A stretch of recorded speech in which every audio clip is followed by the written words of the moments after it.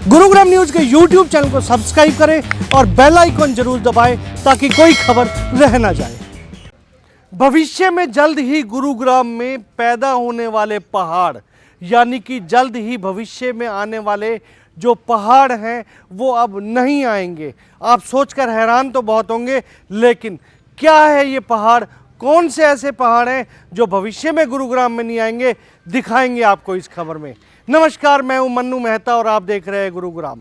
Cyber city Gurugram सहित दिल्ली में पिछले काफ़ी समय से आपने ऐसे पहाड़ देखे हैं जिनका कोई पौराणिक ऐतिहासिक महत्व नहीं है, बल्कि वो अचानक से उग आए थे। और ये थे कचरे के पहाड़, जिनके पास जाने से ना केवल स्मेल आती थी, बल्कि इनकी वजह से आसपास के ज़मीन और गांवों का पानी भी लीचट की वजह से जहरीला हो रहा था।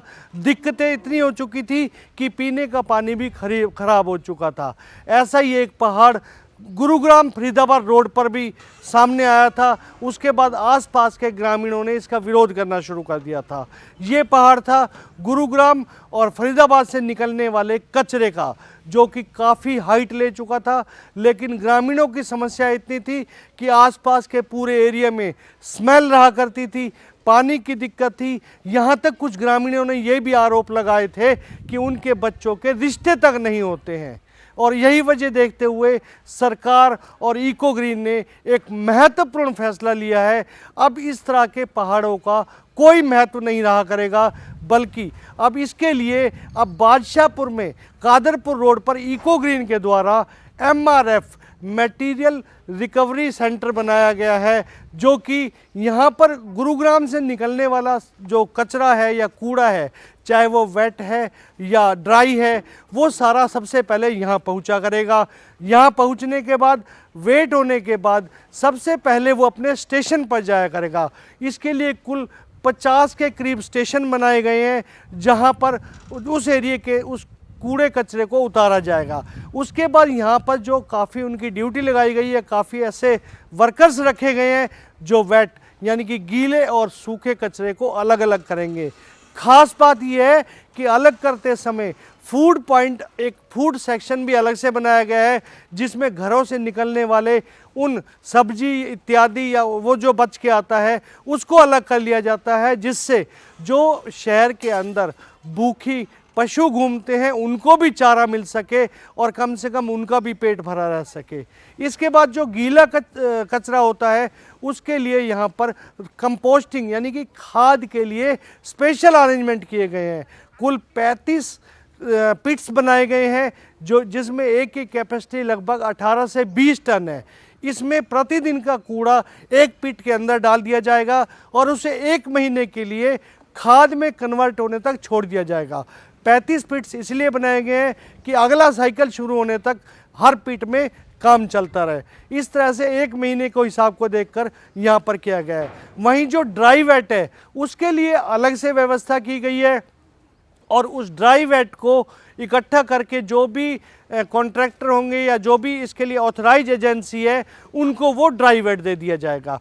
कुल मिलाकर ये इस व्यवस्था से ना केवल कूड़े के पहाड़ रुकेंगे, बल्कि लोगों को भी सुविधाएं होंगी। आइए सबसे पहले हम इको ग्रीन के जो अधिकारी हैं उनसे बात करते हैं कि किस तरह की व्यवस्था उन्होंने की है।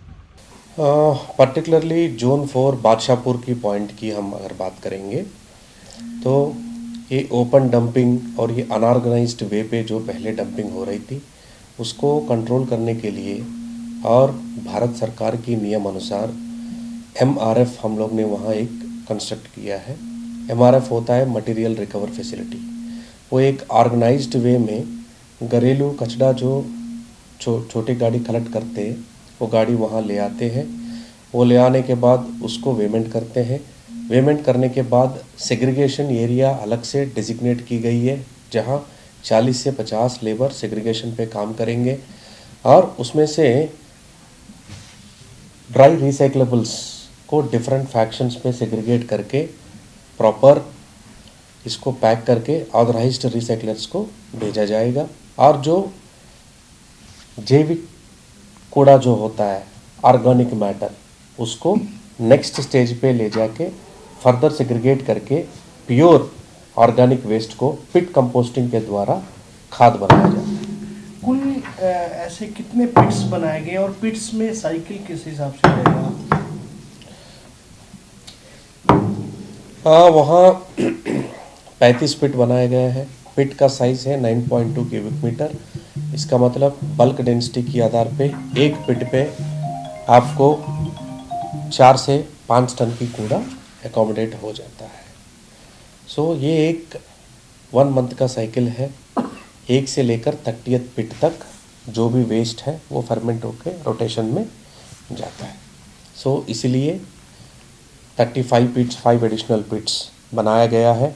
और प्योर ऑर्गेनिक वेस्ट से जो भी लीचेट निकलता है वो लीचेट को ड्रेन द्वारा एक सेंट्रल लीचेट कलेक्शन टैंक पे कलेक्ट किया जाता है, ताकि लीचेट ग्राउंड वाटर में ग्राउंड पे पेनिट्रेट होके ग्राउंड वाटर को पोल्यूट ना करे।